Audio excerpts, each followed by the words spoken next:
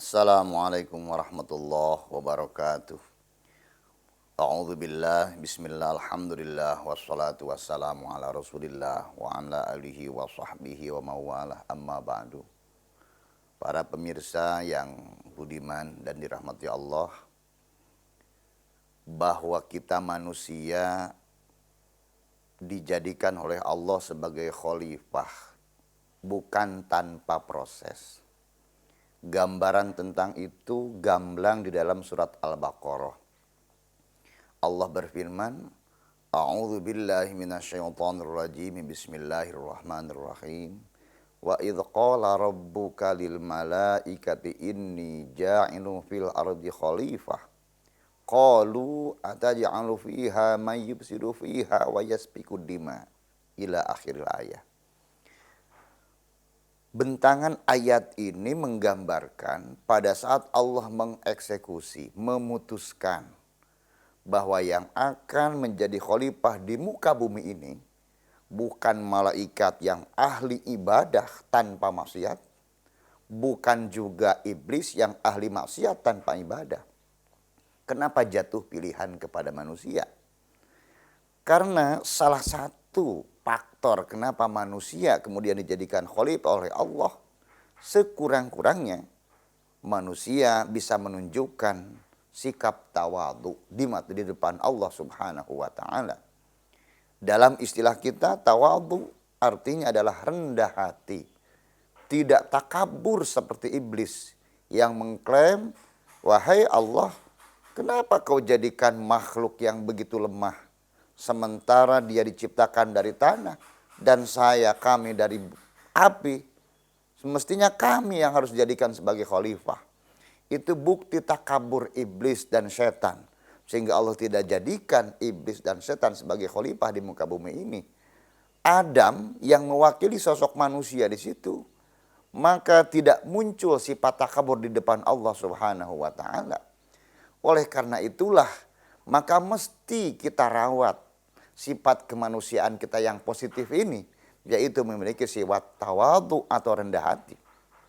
Karena sejatinya Allah tegas-tegas di dalam ayat yang lain mengatakan, Innallaha la yuhibbul mutakabbirin.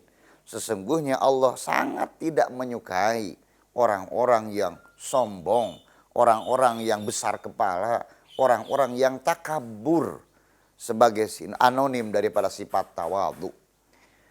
Bagian dari tawadhu adalah, di dalam ayat ini ada lanjutan yang menarik. Begitu menantang malaikat sekalipun yang punya sifat anti maksiat dan selalu taat kepada Allah, ternyata dalam konteks kepentingan kekuasaan, khilafah, khalifah, maka malaikat kemudian interupsi kepada Allah. Qalu ataj'alu fiha may yufsidu fiha wa yasfiku dima.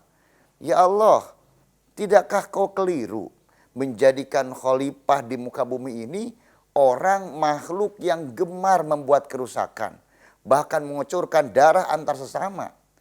Sementara kami ini ahli tasbih, ahli ibadah. Betul, ibadah bagi malaikat adalah maksimal dan 1000% ahli ibadah. Tetapi ternyata mereka terkecoh, menyombongkan keibadahannya itu. Sampai protes kepada Allah, kenapa tidak kami yang ahli tasbih? Kenapa tidak kami yang ahli ibadah tanpa maksiat dijadikan khalifah? Ternyata Allah pun tidak berpihak kepada malaikat yang menyombongkan ibadahnya, yang menyombongkan ketaatannya. Justru sifat kita sebagai manusia mestinya tergambar dari ayat yang lain. La ilma lana illa ma 'allamtana. Ya Allah, la ilma lana, tidak ada apapun yang dapat kami ketahui.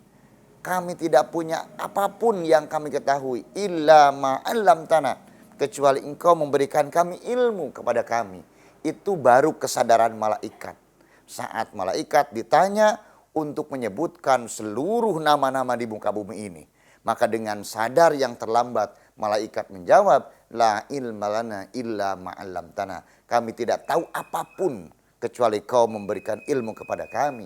Ini pelajaran penting bahwa kita pun punya ilmu bukan untuk disombongkan, bukan untuk menjadi takabur. Kami yang paling bisa, kami yang paling sunnah, kami yang paling hafal, kami yang ahli ibadah.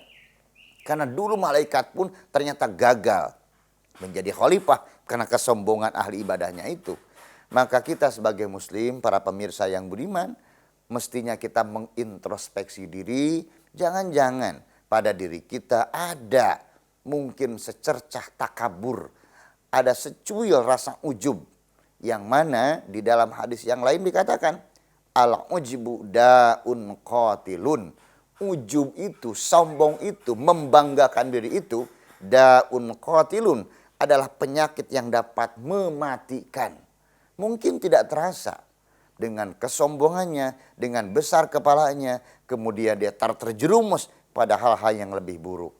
Oleh karena itulah, maka marilah kita tingkatkan rasa rendah hati kita, tawadhu kita. Allah sudah memberikan pelajaran bagaimana kita tata cara berdoa kepada Allah dengan dua sikap utama, tadarruan wa khufyatan. Dengan begitu ajrih, dengan begitu rendah hati di hadapan Allah, bukan petang-tang peteng-teng, bukan mengangkat kepala, tapi kita berharap Allah mengabulkan doa kita dengan sifat tawadhu, tadarruan wa khufyatan.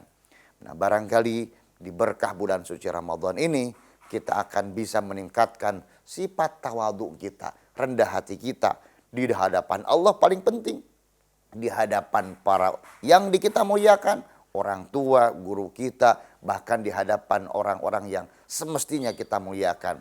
Kita jangan menyombongkan apapun, baik menyombongkan harta, menyombongkan kedudukan, menyombongkan ilmu sekalipun. Kita bukan yang paling tahu, bukan yang paling pintar, tapi manusia semestinya berpikir, la ilma lana illa ma 'allamtana. Tak ada sedikit pun ilmu kecuali Allah yang berikan kepada kita. Wa ma utitum minal ilmi illa qalila. Kalian hanya diberi secuil ilmu saja dari Allah. Diibaratkan dalam salah satu kitab, ilmu Allah itu adalah ibarat lautan samudra yang tak terbatas. Sementara ilmu kita betapapun pintarnya, itu ibarat jarum. Kalau kita masukkan ke lautan, kemudian kita angkat kembali, ada tetesan-tetesan air laut di ujung jarum itu. Itulah ilmu kita. Tidak ada alasan untuk kita sombong.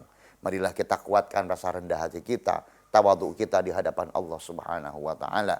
Wallahul muwaffiq ila aqwamit thoriq. Wassalamualaikum warahmatullahi wabarakatuh.